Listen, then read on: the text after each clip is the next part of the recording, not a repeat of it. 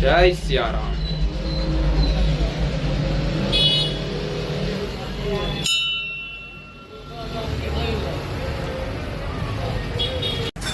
जय सिया राम।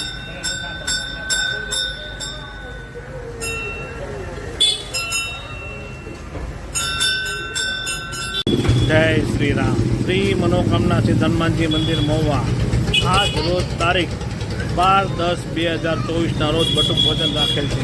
बटुक भोजन में बटेटा पौवा।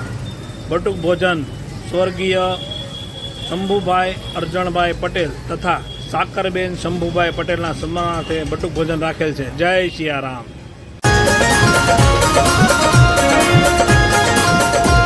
जय श्री राम। श्री मनोकामना सिद्ध हनुमान जी मंदिर महुआ आज रोज तारीख 12/10/2024 ना रोज बटुक भोजन राखे छे। बटुक भोजन में बटेटा पौवा।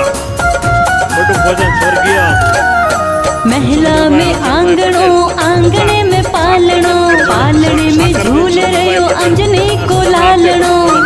जय सिया राम।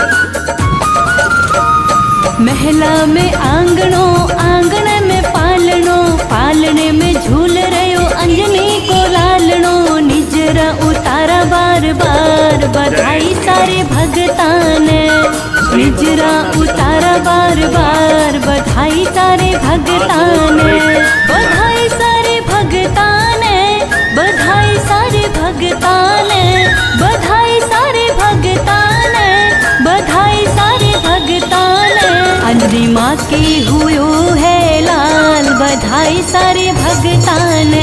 अंजनी माँ की हुयो है लाल बधाई सारे भगताने।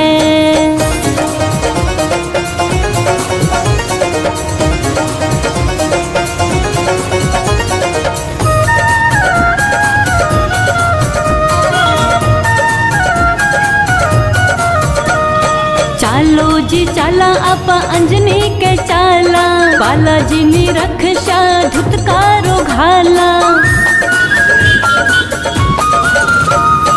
चालो जी चाला आपा अंजनी के चाला बालाजी नी रक्षा धुतकारो घाला। गावा मंगला चार बधाई सारे भगताने। गावा मंगला चार बधाई सारे भगताने।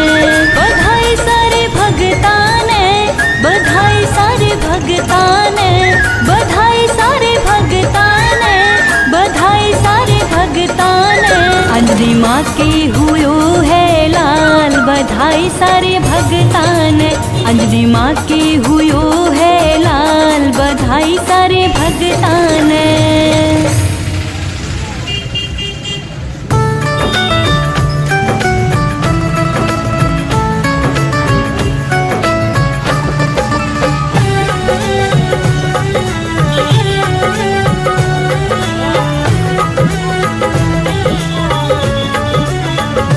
बिन पानी के नाव की रहा है वो नसीबों से ज्यादा दे रहा है।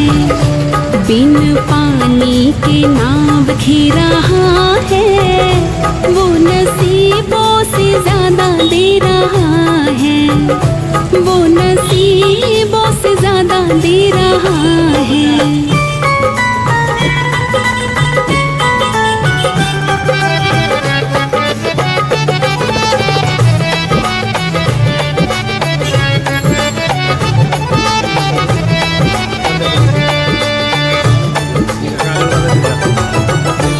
भूखे उठते हैं पर भूखे सोते नहीं। दुख आते हैं हम पर तो रोते नहीं। भूखे उठते हैं पर भूखे सोते नहीं। दुख आते हैं हम पर तो रोते नहीं।